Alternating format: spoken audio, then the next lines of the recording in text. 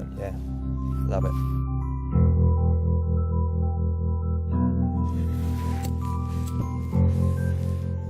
Well, here we are at the end of what's been a very productive day. I think I've had somewhere in the region of about 8 fish today, up to, I suppose the biggest one was around 24, 25 pound maybe even.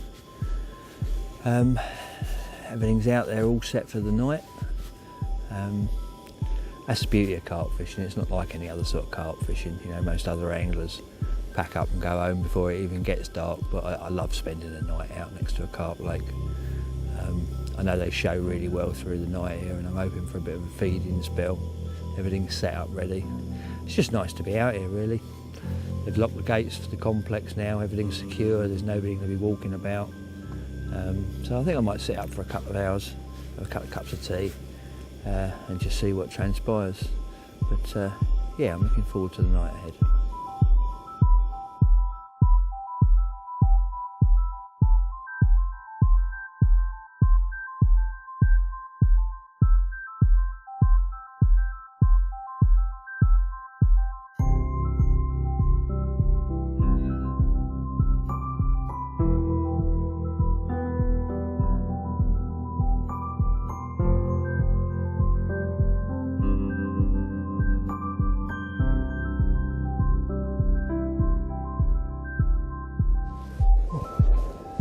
Well, I set the alarm this morning for 5:30, hoping to be up first light, see a few fish showing, reposition the baits, but as you can see, the morning didn't exactly happen. The fog came in the night, and 5:30 this morning you couldn't even see the rods.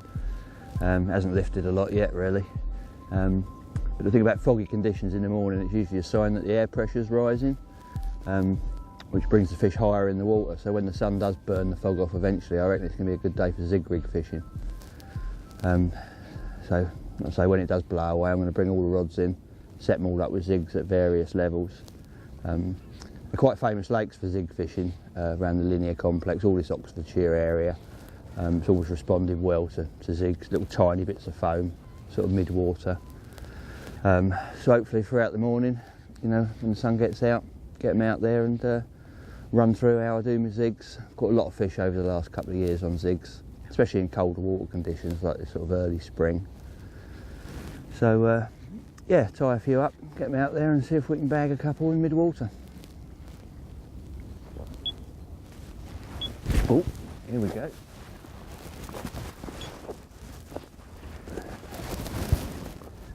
Is it a duck or a take?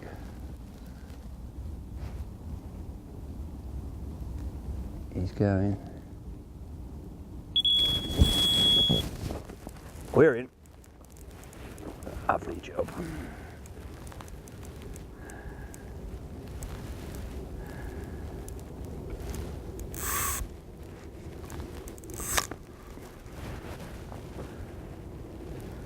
Oh, that's handy.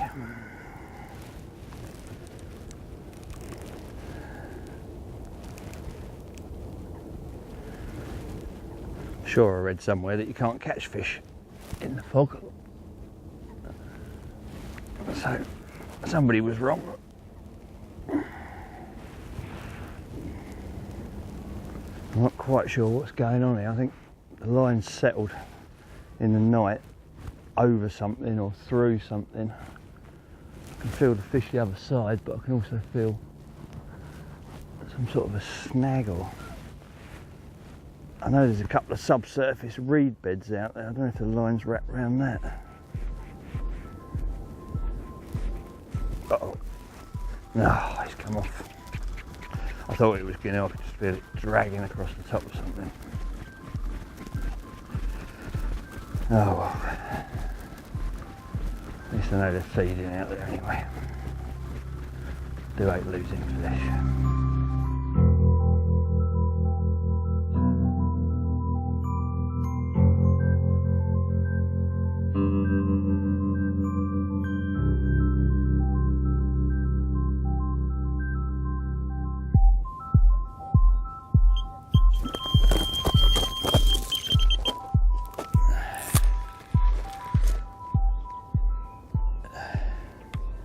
Oh, yeah, we're in.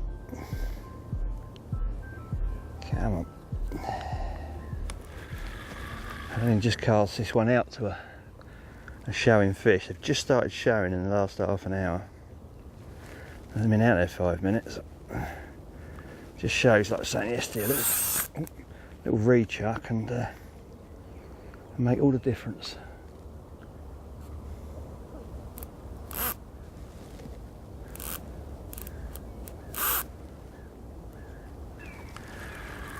Now the old sun's come out, it's gone from freezing fog to absolutely boiling. I was expecting to see a few fish hit the surface and get the zigs out, but this is the second bite on the bottom and they just started sort of rolling and bubbling a bit, so I'm going to stick with the bottom rigs for a little while.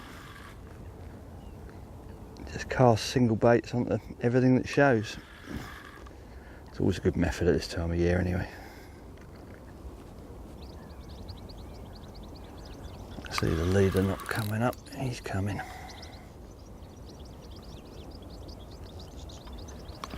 There he is, I can see him right out there, 20 yards out, and it's gin clear water.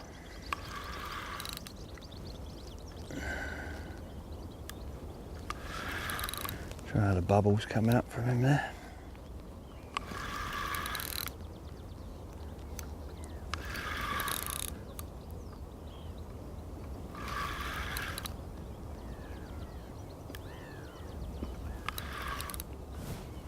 There he comes.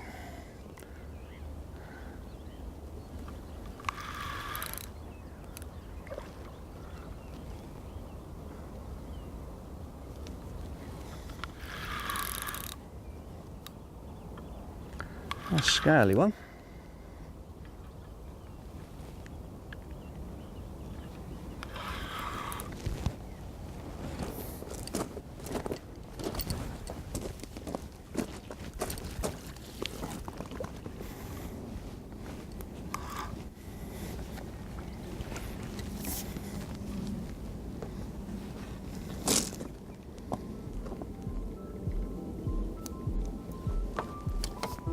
Easy.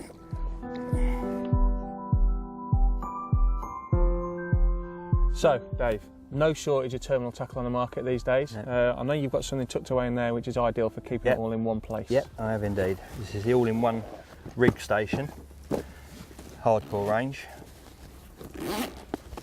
Nice chunky zips again, as with all the other hardcore stuff. Oh yeah, all of it's built to last. It's not breaking this stuff, is it? No, it's really, not at all, really solid. Really solid. It's really good material and really heavy-duty zips. This is taking all your bulk terminal tackle. Right. Like you say, there's plenty of it on the market. Some guys take more than others, but it doesn't matter how much you took, you can get it in here. I keep all my day-to-day bits in a little bag as I need it, but generally my bulk of my tackle goes in here. As you can see, the spaces for everything: baiting needles, all your various hook link materials. So you got these little boxes in there. Have you put those in? Or? No, that all comes with it. Yeah, everything apart from the spools of the line. Oh, okay. Now it comes supplied with 4 of these little brilliant hook things, and they've also got like a sculpted front. Right. So you don't have to lick your finger and dig things out. If you want something, you just slide it up the front, and there it is. Perfect. So you keep your hooks. You've got some rubbers and wigglings and all your sorts of tail bits rubbers, and bobs, really. just bits and bobs. Everyone's got a different setup and a different idea of what they want. We're back to this organisation theme, which runs throughout all of the hardcore stuff, aren't we? It's there to make life genuinely easy for you. Absolutely, yeah. There's a place for everything, and everything in its place, really. And then this one, I presume This that's one's for keeping rigs in. Yeah, this is for your ready-tied rigs. Especially handy if you use stiff links. Yeah. When you for anything you want to keep in shape. You can obviously just hook the hooks through there, and you've got 2 little pouches, 2 little containers at the end there that have got your mat pins in. So you just stretch them out and pop that through the swivel. I mean, you pay money just for something like that on its own, wouldn't you? So to get it all included in the one bag, that's I'm sure you probably pay as much for that as you pay for the whole setup. And like you say, a lot of people do like to take a variety of bits and bobs with them, so I think that'll be extremely popular. Yeah, yeah. Brilliant.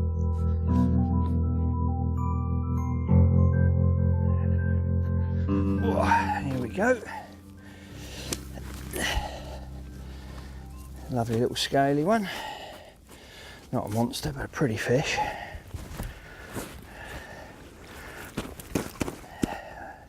While I've got him on the bank, I'm just going to run through the sort of basics of looking after a fish on the bank, because obviously that's so important. I mean, these are going to grow on to be fantastic, great big scaly fish, so you've got to give them as much care as possible. What I've done here, before I've even got him out of the water, I've got the mat out, put half a bucket of water on the mat. It's quite sunny and bright and quite warm now, so it's nice and cold and wet. Got everything ready. Scales are already zeroed in before he's on the mat. Sling's laid out in a way that I can go straight in. It's not made sure it's not tangled inside out. So everything's ready to go, so the fish spends as little time as possible out of the water.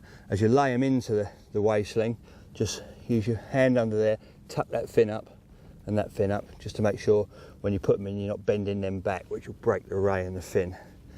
So keeping them like that, straight into the bottom. Fold them over. Depending on what sling you're using, if you've got a big fish, it's best to zip it up first. I've got a small fish in a large sling here, so I know I've got that depth of the sides, so I'm not going to zip this one. Like I say, everything's zeroed in already. Pop him up on the scales. He's 15 pound. Don't hold them up there for ages worrying about whether they're 15 pound 2 or 15 pound 3, or it doesn't really make a lot of difference. The odd ounce here and there. Unless of course it's your personal best, or bigger than your mate's personal best, and you want to set the record straight, but in general, close enough. Always have a bucket of water on hand, keep the fish well wet and your hands wet. And there he is, up for a quick couple of trophy shots, and then straight back down into the sling, back into the lake. Hold him over, tuck those fins in. If he does flap, just cover his eyes, one hand on the back, one hand over his head, a little bit of firm pressure, keep him down on the middle of that mat.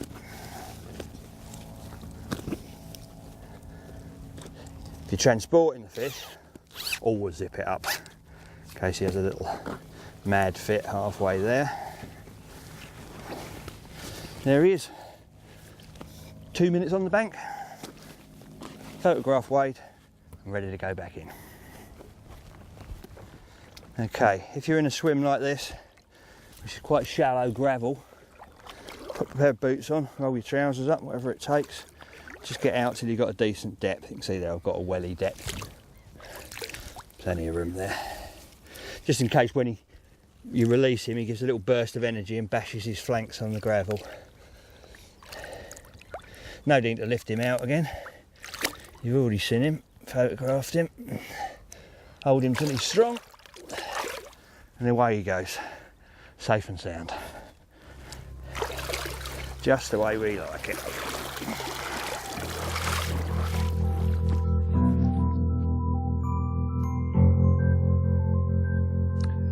Right, Dave, surely one of the most important items in the carp angler's armoury, if you like, is a decent bite alarm, and I know the TFG ones, you're particularly proud of these, aren't you?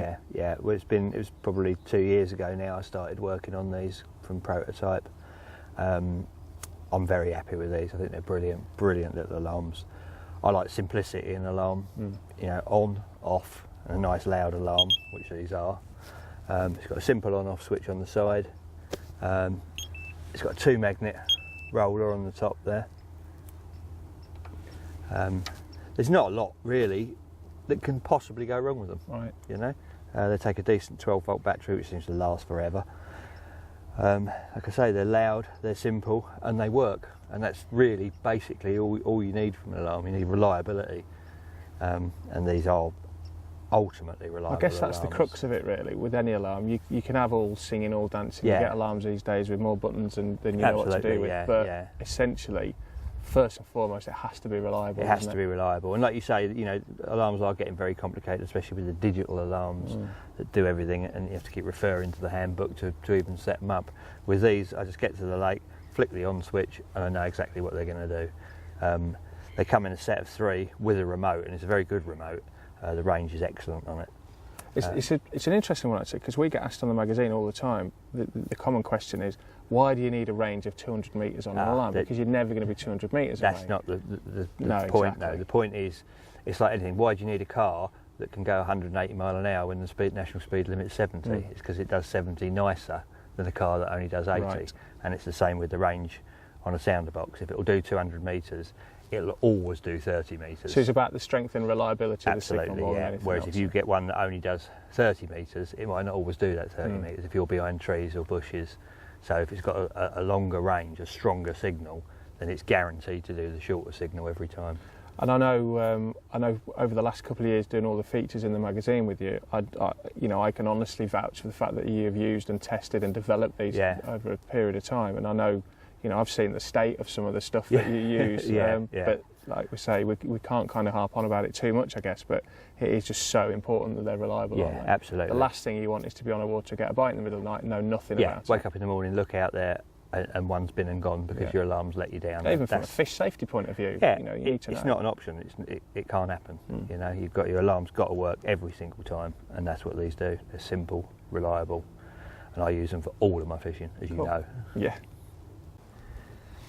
And because these alarms are, as you can tell, quite loud, we also supply these little mufflers, and they just pop nicely in the front there, and that just reduces the output from the actual head. Obviously, like if you're in a stalking situation, or if you don't want the bloke next door to know you've caught a fish, for whatever reason, if you want your alarm quietened down, you just pop one of them in the front. Simple as that, just pops in and out.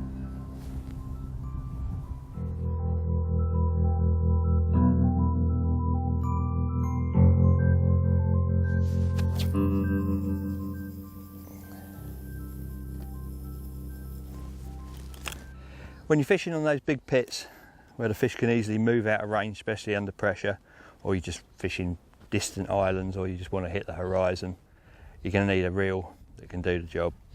And this is an ideal tool.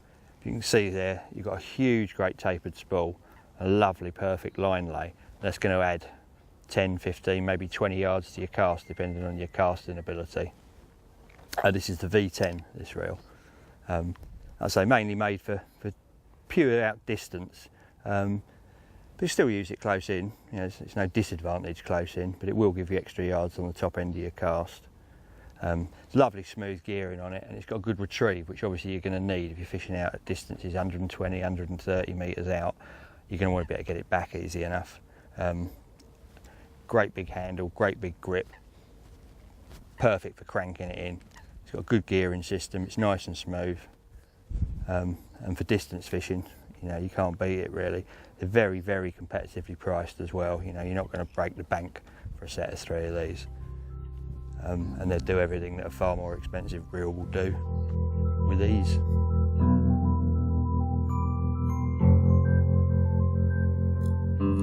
I'm playing this one a little bit more carefully. This is the first bite on a zig. And I've only got a small hook on there, long hook link. There's been a lot of fish topping out there in the middle. And I put a 5 foot, I think this is, 5 foot zig out in about 7 foot of water. So that's just a small bit of black foam, 2 inches below the surface. 2 feet below the surface. And as they're cruising along, they've just dropped down and nailed it. I'm hoping he's going to stay up nice and high in the water.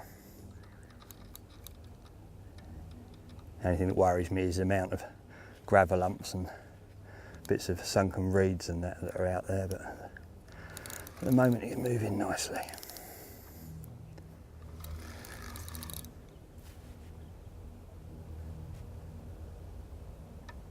Well, it's a bit of a stroke of luck really. We ain't got long left on this session, and already packed all the bivvy and half my stuff away. But I did think the zigs would come into play eventually, and last knockings, away it's gone.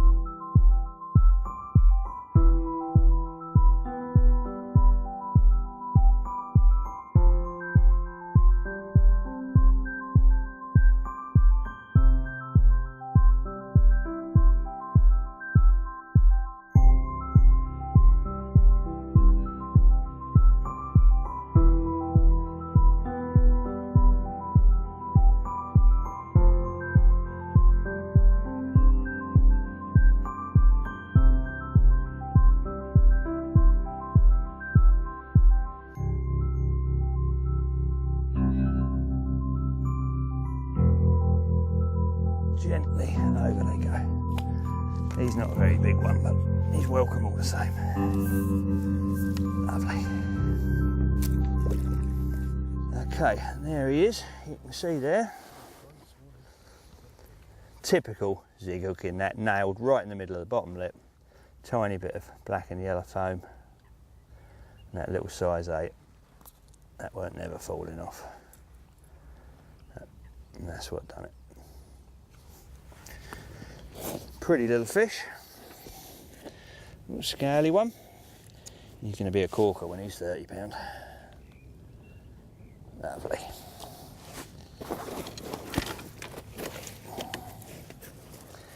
Okay, and here we go. Our final fish of the trip. Down at Linear Fisheries. Not the biggest one of the trip by any means, but a nice way to finish on a zig. Lovely little fish. We've had fish on 3 or 4 different methods over the couple of days we've been here. Close in, at range, over bait, single pop-ups and now zigs. What you might call a full set. And away he goes. The end to a very successful session.